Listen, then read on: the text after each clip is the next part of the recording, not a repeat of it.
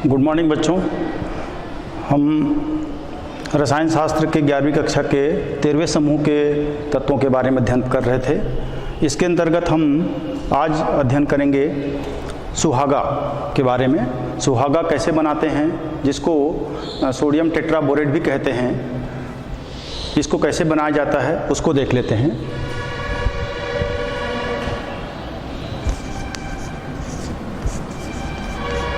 सुहागा sodium tetraborate, इसका अणु सूत्र है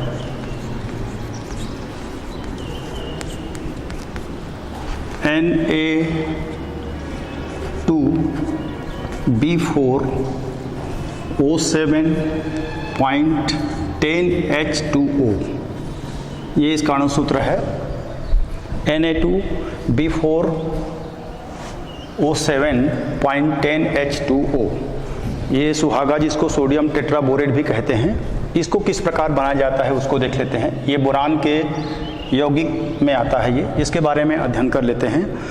इसमें इसको बनाने के लिए इसको बोरेक्स भी कहते हैं, इसको या बोरेक्स भी कहते हैं। इसके 3 नाम हैं। Borax,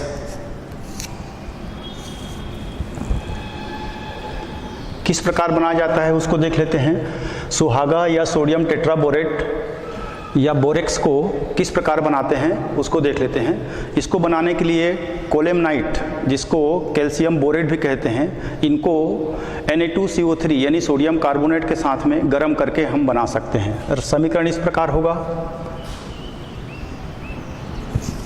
Ca2B6O11 plus 2Na2CO3 it is equal to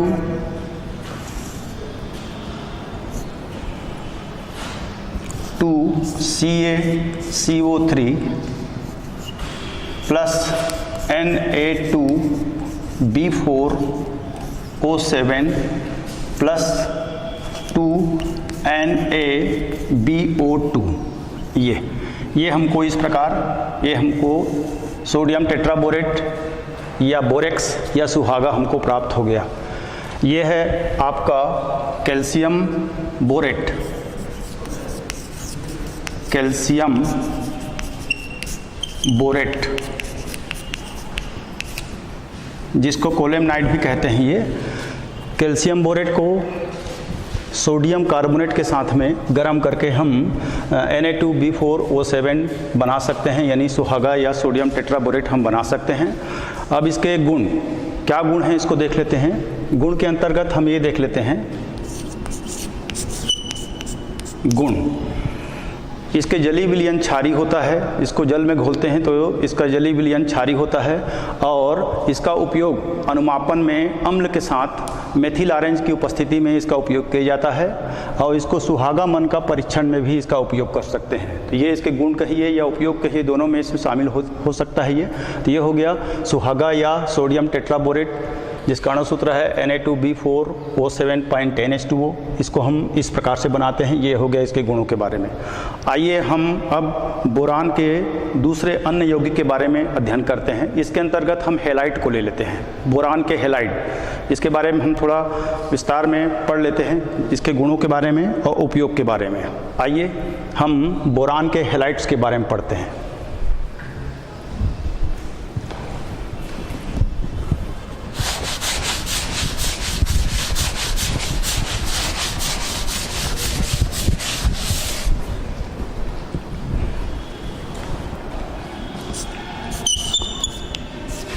boron के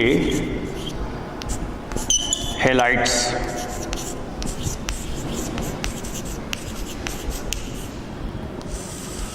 ये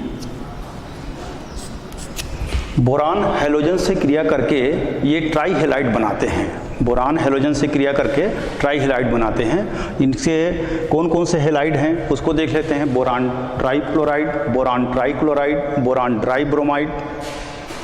ट्राईब्रोमाइड, बोरान ट्राई ब्रोमाइड और बोरान ट्राई आयोडाइड, ये इनके हेलाइड्स हैं। अब इनके हेलाइड्स में इसको बनाते कैसे हैं उसको देख लेते हैं।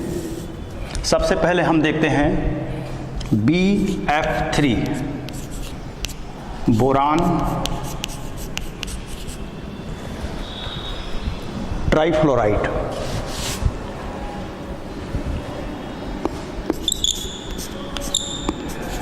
Boron trifluoride.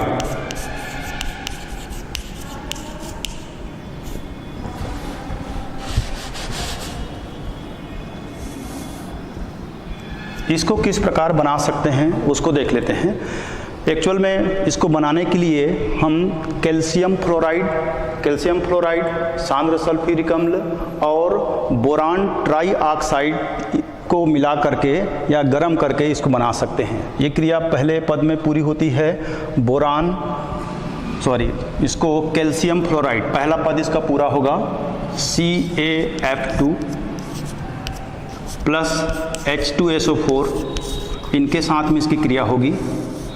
ये बनेगा सांद्र, ये सांद्र H2SO4 है, इसको गंधक अम्ल कहते हैं। कैल्शियम फ्लोराइड का सांद्र सल्फ्यूरिक अम्ल के साथ में पहले क्रिया होगी, तो ये बनता है CaSO4 कैल्शियम सल्फेट और हाइड्रोजन फ्लोराइड H2F2, ये हमको पहले पद में प्राप्त होता है। अब इसके पश्चात में जो दूसरा पद होगा उनके साथ में बोरान हाइड्रोजन फ्लोराइड का बोरान ट्राई ऑक्साइड के साथ में इसकी क्रिया होती है। किस प्रकार होती है इसकी क्रिया देख लेते हैं। H2F2 3 plus B2O3 it is equal to, ये बनेगा BF3 प्लस 3H2O। ये समीकरण को संतुलित कर लेते हैं। समीकरण को संतुलित करने के लिए क्या करेंगे हम, ये 3 और ये 2, ये इस प्रकार से हो गया ये। तो यानी हाइड्रोजन फ्लोराइड को बोरान ट्राई ऑक्साइड के साथ में क्रिया करते हैं तो ये बनता है आपका बोरान ट्राइफ्लोराइड। ये इसकी बनाने की विधि, और ये जो है वो हमको गैसीय अवस्था में प्राप्त होती है। बोरान ट्राइफ्लोराइड जो है हमको गैसीय अवस्था में प्राप्त होती है, क्योंकि बोरान ट्राइफ्लोराइड गैस है। इसके बाद आते हैं हम बोरान ट्राइक्लोराइड।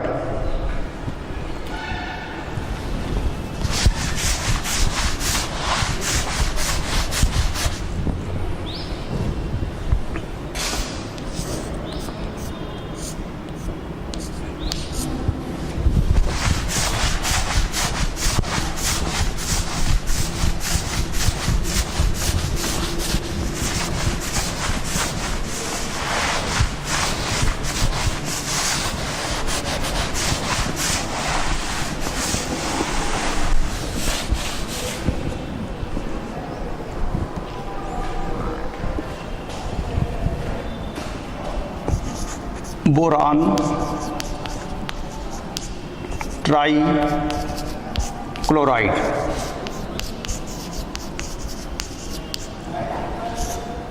BCl3।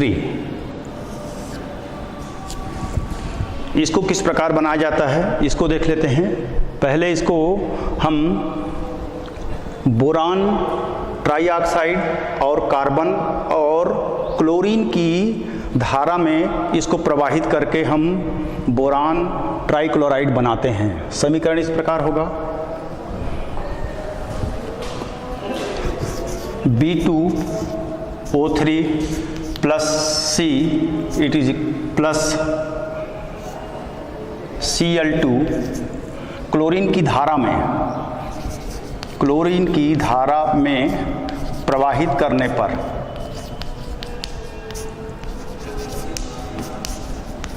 पर ये हमको प्राप्त होता है boron trichloride BCl3 plus CO carbon monoxide, ये प्राप्त होता है 3CO और 3C। समीकरण को और संतुलित कर लेते हैं। संतुलित करने के लिए इसमें हम पहले क्लोरीन की मात्रा देख लेते हैं। ये 2 हो जाएगा, 3 दूने 6, तो ये 3Cl2, ये इस प्रकार होगा। बोरान ट्राइक्लोराइड को एक बार फिर देख लेते हैं समीकरण के रूप में। बोरान ट्राइक्लोराइड को बनाने के लिए बोरान ट्राइऑक्साइड और कार्बन और क्लोरीन की धारा में इन दोनों पदार्थों को प्रवाहित करते हैं तो हमको बोरान ट्राइक्लोराइड प्राप्त होता है। समीकरण इस प्रकार है, B2O3 plus 3C plus 3Cl2 it is equal to 2BCl3 plus 3CO। Carbon monoxide भी प्राप्त होता है। सेम हम बोरान ट्राइब्रोमाइड भी इसी प्रकार बना सकते हैं। इसको देख लेते हैं।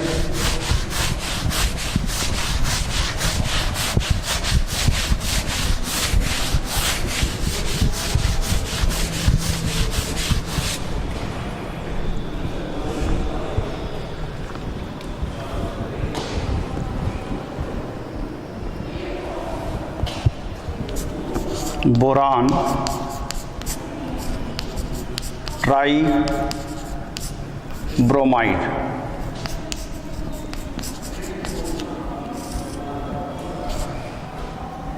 BR3, ये जैसे हमने बोरान ट्राइक्लोराइड को बनाया है, सेम उसी प्रोसेस से हम बोरान ट्राइब्रोमाइड को भी बना सकते हैं। कहने का तात्पर्य ये हुआ कि हम इसमें बोरान ट्राइऑक्साइड और कार्बन, अब इसमें क्लोरीन की जगह हम यहाँ पर ब्रोमीन की धारा में प्रवाहित करते हैं। क्लोरीन की जगह जैसे हमने बोरान ट्राइक्लोराइड में क्लोरीन की धारा लिया है, तो बोरान ट्राइब्रोमाइड में हम ब्रोमीन की धारा लेंगे। बाकी प्रक्रियाएं और समीकरण सेम उसी प्रकार बनेंगे। समीकरण इस प्रकार होगा, देख लीजिए। B2O3 boron trioxide, 3C carbon और ब्रोमीन की धारा 3Br2 में हम इसको प्रवाहित करते हैं, तो ये बनता है 2Br3 प्लस 3CO। ये कार्बन मोनोऑक्साइड प्राप्त होता है। समीकरण इस प्रकार होगा। समीकरण को देख लेते हैं। B2O3 plus 3C plus 3Br2, ये तीनों पदार्थ मिलते हैं। एक बार आपको पुनः स्मरण दिलाते हैं, ये ब्रोमीन की धारा में प्रवाहित करते हैं दोनों पदार्थों को। उसके बाद हमको प्राप्त होता है 2Br3 बोरान ट्राइब्रोमाइड और कार्बन मोनोऑक्साइड, तो ये हो गया बोरान ट्राइब्रोमाइड। अब इसके बाद में हम देखते हैं बोरान ट्राइब्रोमाइड के बाद में ये और द्रव अवस्थाओं में पाया जाता है। ये द्रव अवस्थाओं में पाया जाता है और ये भी बोरान ट्राइक्लोराइड भी द्रव अवस्थाओं में हमको प्राप्त होता है। इसके बाद हम देख लेते हैं किस प्रकार होगा। इसमें हमको एक और चीज़ देखना है, जैसे हमने बोरान ट्राइक्लोराइड को बनाया है तो ये हमको वाष्प के रूप में मिलता है। एक बार फिर देख लेते हैं बच्चों, इसमें हम पुनः बोरान ट्राइक्लोराइड में आ जाते हैं। ये हमको वाष्प के रूप में मिलता है, तो ये वाष्प को हम हिमकारी मिश्रण में एकत्रित करके उसको द्रव अवस्था में प्राप्त कर लेते हैं। और उसके बाद आते हैं हम बोरान ट्राइआयोडाइड।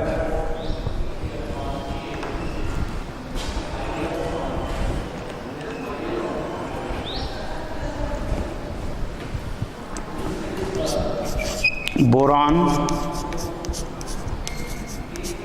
ट्राइआयोडाइड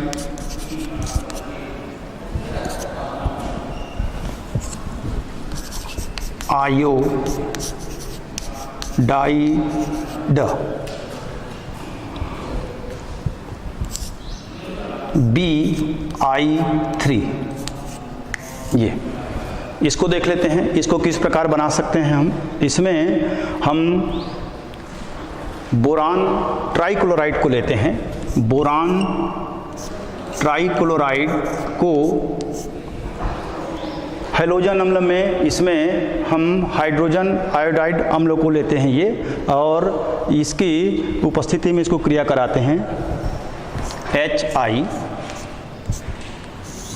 तो ये हमको प्राप्त होगा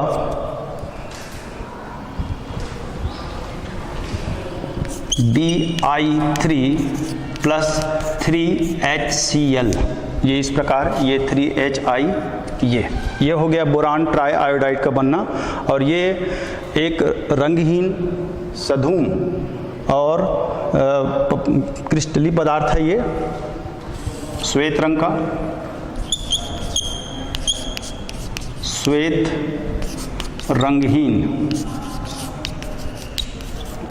रंगहीन पदार्थ है। तो ये हो गया बोरान के हेलाइड्स के संबंध में, बोरान ट्राइक्लोराइड, बोरान ट्राइब्रोमाइड और बोरान ट्राई आयोडाइड। ये इसको हम बोरान के ट्राइक्लोराइड को HI के साथ में क्रिया कराते हैं तो हमको BiI3 और +3HCl प्राप्त होता है। तो ये हमने इसके सभी हेलाइड्स के बारे में अध्ययन कर लिए। अब इसके बाद हम देखते हैं बोरान और उसके कुछ यौगिकों के उपयोग के बारे में। क्या क्या उपयोग हैं उसको देख लेते हैं। औद्योगिक निर्माण में हम पढ़ रहे हैं इसके बाद में बोरान एवं उसके यौगिकों के उपयोग। कौन कौन सा उपयोग है इसको देख लेते हैं। बोरान और उसके यौगिक जो होते हैं उसके जो उपयोग हमने पहले पढ़ चुके हैं, उसके अलावा इसका उपयोग जो होता है वो औद्योगिक उपयोग के लिए कांच के निर्माण में बहुत ज़्यादा होता है, क्योंकि इसके द्वारा बोरोसिलिकेट कांच बनाए जाते हैं, जैसे पायरेक्स कांच बनाते हैं। तो कांच के निर्माण में, औद्योगिक क्षेत्र में कांच के निर्माण में इसका उपयोग हम करते हैं पायरेक्स कांच बनाने में। और दूसरा उपयोग इसका ये होगा, दूसरा उपयोग ये उष्मा अवरोधी होने के कारण कांच के उपकरण बनाए जाते हैं जो प्रयोगशाला में प्रयुक्त होते हैं या दूसरे अन्य जगह प्रयुक्त होते हैं। तो कांच के उपकरण भी इसके बनाए जाते हैं, क्योंकि ये उष्मा के अवरोधी होने के कारण इसके कांच के उपकरण बनाए जाते हैं। उसके बाद में तीसरा इसका उपयोग है, इसका एक समस्थानिक है, बोरान का समस्थानिक 10B। ये बोरान का एक समस्थानिक है, समस्थानिक। इसका उपयोग नाभिकीय रिएक्टर में रक्षा कवच एवं कंट्रोल रॉड बनाने में इसका उपयोग किया जाता है। इसके अलावा इसका जो चौथा उपयोग है वो है एयरक्राफ्ट के निर्माण में भी हम बोरान और उसके यौगिकों का उपयोग कर सकते हैं। तो बच्चों ये हो गया बोरान और उसके यौगिकों के और जो उपयोग हैं, उसके अलावा ये महत्वपूर्ण उपयोग हैं। ये आज हमने इसके अंतर्गत सुहागा के बारे में अध्ययन किया, बोरान के हेलाइड्स के बारे में अध्ययन किया, बोरान के ट्राइफ्लोराइड, ट्राइक्लोराइड, ट्राइब्रोमाइड और ट्राई आयोडाइड और उसके उपयोग के बारे में अध्ययन किया। अब इसके बाद हम चलते हैं समूह क्रमांक 14। समूह क्रमांक 14 के तत्वों के बारे में देख लेते हैं।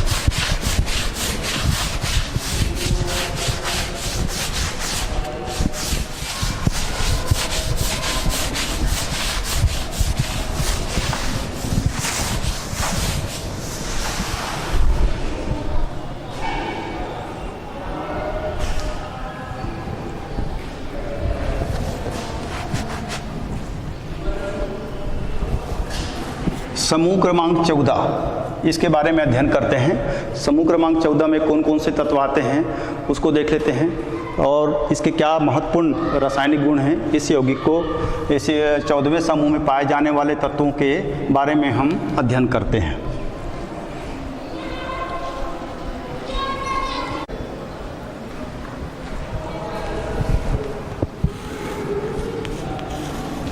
हाँ, तो बच्चों हम अभी समूह क्रमांक 14 के तत्वों के बारे में अध्ययन करेंगे, जिसको कार्बन परिवार भी कहा जाता है।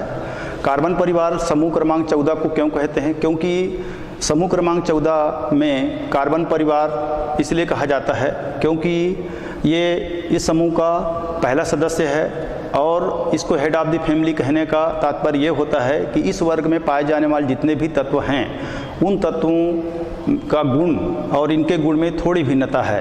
अर्थात कार्बन जो है इस वर्ग में पाए जाने वाले अन्य तत्वों की अपेक्षा इनके गुणों में भिन्नता पाई जाती है, इसलिए इसको हेड ऑफ द फैमिली कहते हैं। इसको कार्बन परिवार भी कहते हैं, कार्बन परिवार। समूह क्रमांक 14 को कार्बन परिवार भी कहा जाता है और इस समूह में जो तत्व शामिल किए गए हैं, पहला है कार्बन, सी सिलिकॉन,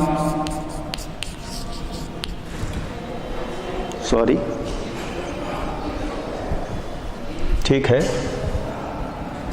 सिलिकॉन, SI, जर्मेनियम,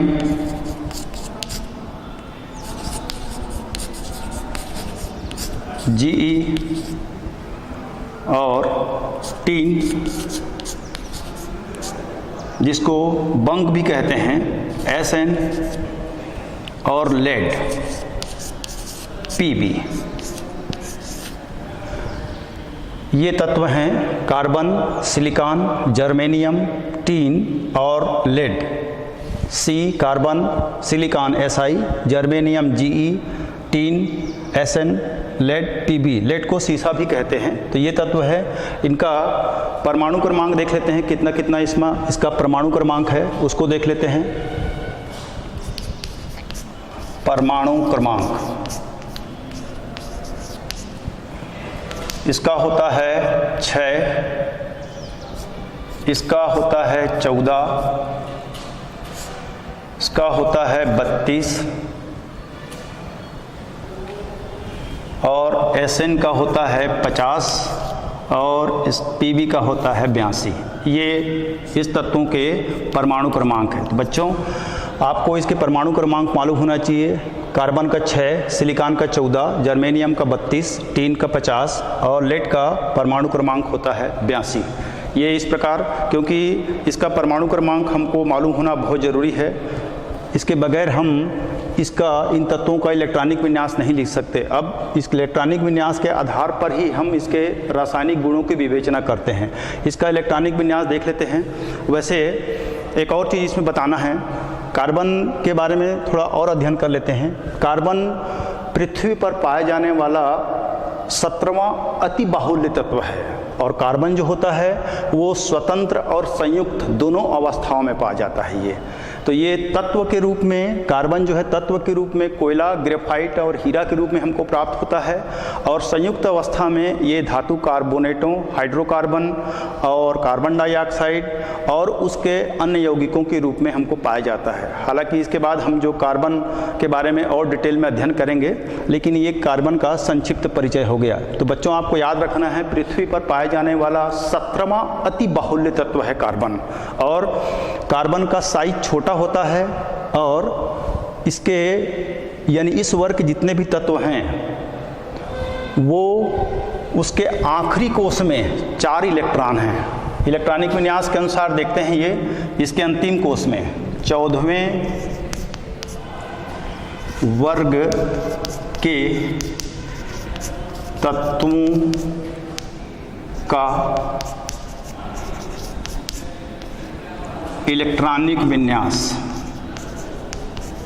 एक तत्व का उदाहरण लेकर हम देखते हैं ये कार्बन का। जैसे हमने कार्बन का लिया, ये 1s2, 2s2 और 2p2। ये देखिए इस प्रकार से ये इसका पहला कोष और ये दूसरा या अंतिम कोष जिसको संयोजी कोष कहते हैं। इसके संयोजी कोष में बच्चों देख रहे हैं आप कि इसके 2 कक्षक में 2 इलेक्ट्रॉन हैं और p कक्षक में 2 इलेक्ट्रॉन हैं। अर्थात इसके अंतिम जो कोष होते हैं, यानी इस वर्ग के सभी तत्वों के अंतिम कोष में 4 इलेक्ट्रॉन हैं। इसलिए इस वर्ग के तत्व जो है वो सहसंयोजी और आयनिक संयोजी दोनों प्रकार के यौगिक बनाने की क्षमता रखते हैं ये। तो ये उसके इलेक्ट्रॉनिक विन्यास के संबंध में हो गया। अब इसके बाद में हम और इसके बारे में चर्चा करते हैं ये। अब इसका अगले गुण के रूप में देख लेते हैं इसके भौतिक गुण। 14वें समूह के भौतिक गुणों में कौन कौन से गुण आते हैं उसको देख लेते हैं ये। इसके अंतर्गत हम सबसे पहले देखते हैं घनत्व।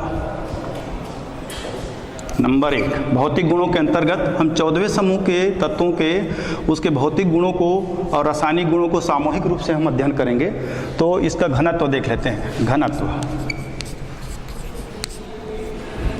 14वें समूह में घनत्व जो होता है वो ऊपर से नीचे की ओर इनका घनत्व जो बढ़ता है, ऊपर से नीचे की ओर इनके घनत्व बढ़ता है। उसके बाद दूसरा पॉइंट आते हैं गलनांक और क्वथनांक।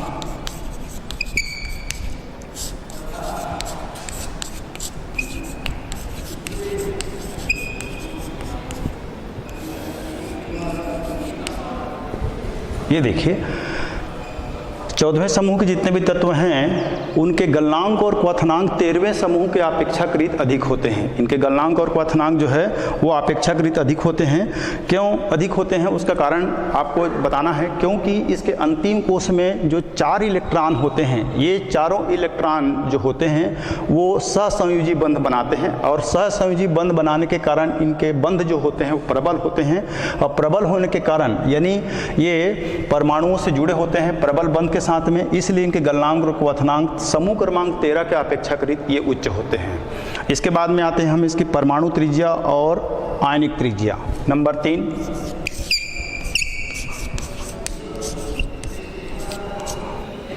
परमाणु एवं आयनिक त्रिज्या।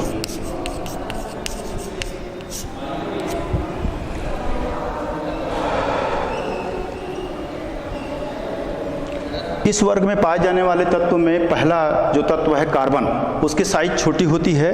तो इसकी साइज छोटी होने के वजह से कार्बन परमाणु का साइज छोटी है, लेकिन हम इस वर्ग के सभी तत्वों के बारे में अध्ययन करते हैं तो आवर्त सारणी बाएं से दाएं की ओर चलते हैं तो 13 समूह के अपेक्षाकृत 14वें समूह के तत्वों के जो परमाणु त्रिज्या है वो कम होती है। उसका कारण ये बताना है आपको, क्योंकि परमाणु त्रिज्या कम होने के कारण क्यों होता है, इलेक्ट्रॉन से इसका नाभिकीय आवेश बढ़ जाता है, क्योंकि आने वाले इलेक्ट्रॉन जो होते हैं वो नाभिक के आसपास ही भरते हैं, उनके कक्षकों में भरते हैं, इसलिए इनका आकार जो है वो छोटा हो जाता है, क्योंकि नाभिक और इलेक्ट्रॉन के बीच में आकर्षण शक्ति होता है। तो बाएं से दाएं की ओर चलते हैं तो इनकी परमाणु त्रिज्या कम होती जाती है और आयनिक त्रिज्या भी इसमें कम होते जाती है। ये उसके पश्चात में इस वर्ग में ऊपर से नीचे की ओर चलते हैं, इस वर्ग में ऊपर से नीचे की ओर चलते हैं तो इसकी परमाणु त्रिज्या जो है बढ़ती जाती है। लेकिन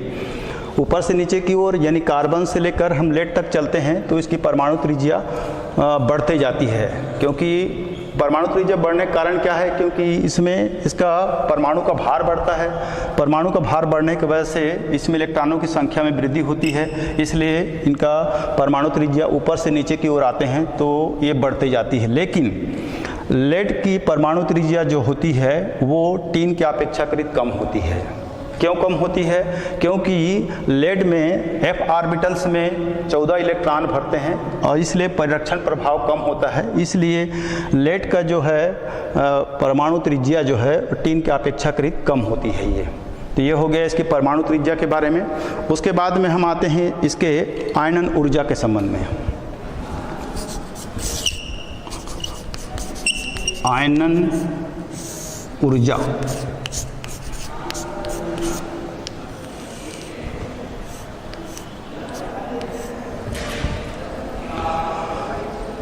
बाएं से दाएं की ओर चलते हैं, बाएं से दाएं की ओर चलते हैं तो इसकी आयनन ऊर्जा का मान बढ़ता है, क्योंकि नाभिकीय आवेश बढ़ते हैं, आकार छोटा हो जाता है, इलेक्ट्रॉन से नाभिक का आकर्षण बढ़ जाता है। तो बाएं से दाएं की ओर चलते हैं तो इसकी आयनन ऊर्जा का मान बढ़ता है। और इस वर्ग में ऊपर से नीचे की ओर आते हैं तो परमाणु की साइज बढ़ने की वजह से आयनन ऊर्जा का मान कम होते जाता है। ऊपर से नीचे की ओर आते हैं यानी कार्बन से लेकर हम Pb की ओर आते हैं इस वर्ग में तो इसके आयनन ऊर्जा कम होते जाता है। आकार बढ़ने की वजह से, आकार बढ़ते हैं तो नाभिक से इलेक्ट्रॉन की दूरी बढ़ जाती है और इलेक्ट्रॉन से नाभिक की दूरी बढ़ने की वजह से इनका आकर्षण शक्ति कम हो जाता है। इसलिए ऊपर से नीचे की ओर आते हैं 14वें वर्ग में तो इसकी आयनन ऊर्जा कम होता है। बाएं से दाएं की ओर चलते हैं तो इसकी आयनन ऊर्जा का मान ज़्यादा होता है। अब इसके बाद में हम आते हैं इसके अगले गुण धात्विक लक्षण। धात्विक लक्षण। धात्विक लक्षण में हम ये देखते हैं, ऊपर से नीचे की ओर आते हैं तो धात्विक लक्षणों में वृद्धि होती है और अधात्विक लक्षणों की कमी होती जाती है। ऊपर से नीचे की ओर आते हैं तो धात्विक लक्षण बढ़ती है, अधात्विक लक्षण कम होती जाती है।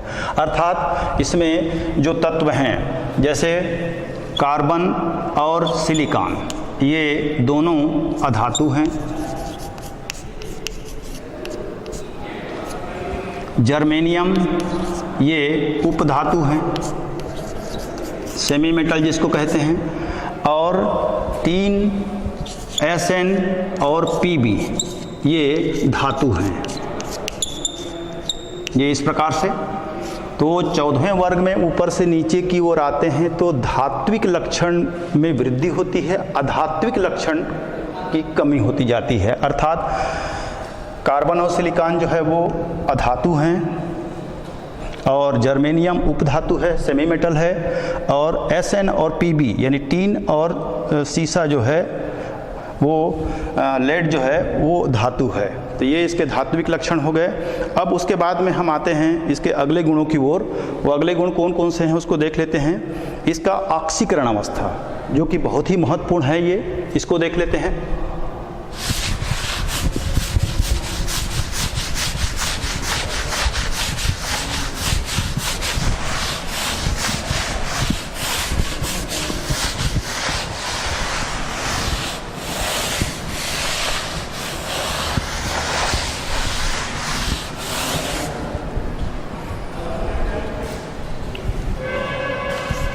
ऑक्सीकरण अवस्था।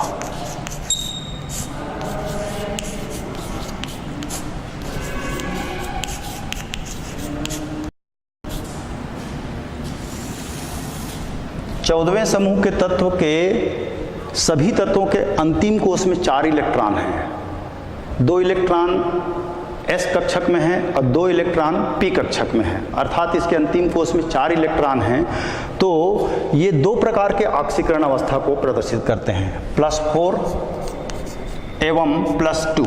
ये ऑक्सीकरण अवस्था को प्रदर्शित करते हैं। इस वर्ग में कार्बन जो है वो ऋणात्मक ऑक्सीकरण अवस्था को भी प्रदर्शित करता है, लेकिन इसमें हमको ये भी देखना होगा कि +4 ऑक्सीकरण अवस्था जो है वो अस्थायी होता है और +2 ऑक्सीकरण अवस्था जो है वो स्थायी होता है। ऊपर से नीचे की ओर बढ़ते हैं तो +2 ऑक्सीकरण अवस्था में वृद्धि होती जाती है ये। और इसमें हमको ये देखना होगा, कार्बन और जो सिलिकॉन है वो +4 ऑक्सीकरण अवस्था को बताते हैं। कार्बन और सिलिकॉन ये +4 ऑक्सीकरण अवस्था को बताते हैं। बाकी जो तत्व हैं वो +2 और +4 ऑक्सीकरण अवस्था दोनों को बताते हैं ये। लेकिन ऊपर से नीचे की ओर आते हैं तो +2 ऑक्सीकरण अवस्था को ज़्यादा बताते हैं। क्यों, क्या कारण है इसका? क्योंकि जैसे जैसे हम ऊपर से नीचे की ओर आते हैं तो S कक्षक के, NS कक्षक के जो इलेक्ट्रॉन हैं वो बंधन में भाग नहीं लेते हैं। बंधन में भाग नहीं लेने की वजह से ये इलेक्ट्रॉन युग्म को अक्रिय इलेक्ट्रॉन युग्म प्रभाव कहते हैं। केवल P कक्षक के 2 इलेक्ट्रॉन जो होते हैं वो बंधन में भाग लेते हैं और NS कक्षक के जो 2 इलेक्ट्रॉन हैं वो बंधन बनाने में भाग नहीं लेते हैं। इसलिए ये अक्रिय युग्म प्रभाव कहलाता है। अर्थात ये इलेक्ट्रॉन युग्म बंधन बनाने में सहयोग नहीं करते हैं ये।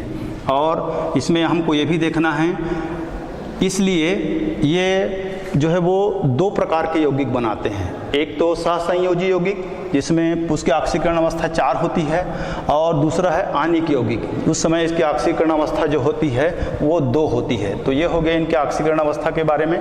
बच्चों, आज हम जो अध्ययन कर रहे हैं वो 14वें समूह के तत्वों के बारे में है और इसके पहले हमने 13वें समूह के तत्वों के बारे में अध्ययन किया। इसके बाद हम इसके आगे और रासायनिक गुणों को हम पढ़ेंगे। धन्यवाद।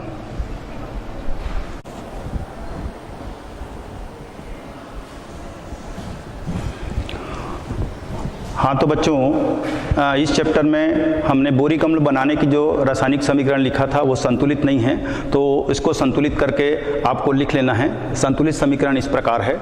बोरिक अम्ल बनाने की जो विधि आपको बताया गया था उसमें जो समीकरण लिखा हुआ था उस समीकरण संतुलित नहीं था। संतुलित समीकरण इस प्रकार से होगा, ये समीकरण इस प्रकार है,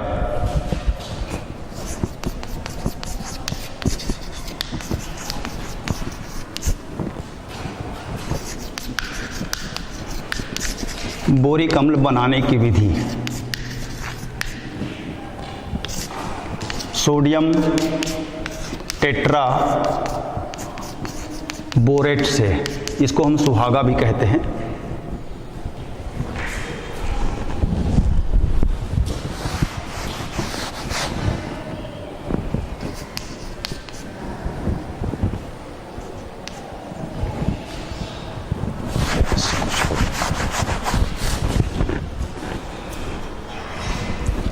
यह समीकरण इस प्रकार होगा,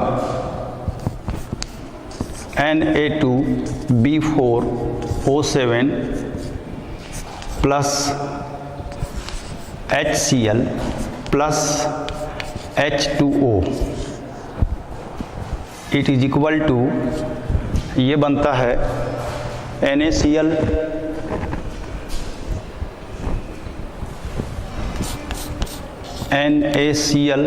प्लस BOH होल थ्राइज। ये समीकरण संतुलित नहीं था, ये समीकरण को हम संतुलित कर लेते हैं। ये है सोडियम टेट्राबोरेट, सोडियम टेट्राबोरेट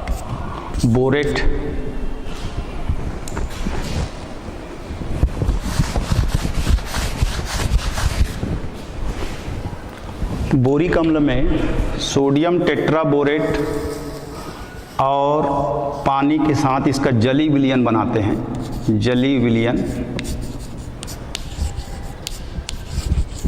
जली विलयन को HCl से आम्लीकृत करते हैं।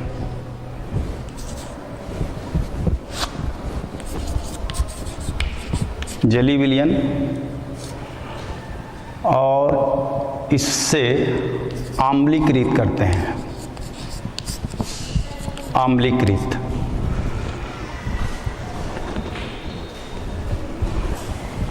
HCl 5H2O और 2NaCl 4BOH होल थ्राइज, ये बोरिक अम्ल है, बोरिक अम्ल। इसको बोरिक अम्ल को हम इस प्रकार भी लिख सकते हैं 4H3BO3, इसको इस प्रकार भी लिखा जा सकता है 4BOH होल थ्राइज लिखो या H3BO3, ये दोनों बोरिक अम्ल है ये। तो ये संतुलित समीकरण इस प्रकार से होगा। ये बोरिक अम्ल बनाने की विधि में सोडियम टेट्राबोरेट, ये सोडियम टेट्राबोरेट है जिसको सुहागा कहते हैं, सोडियम टेट्राबोरेट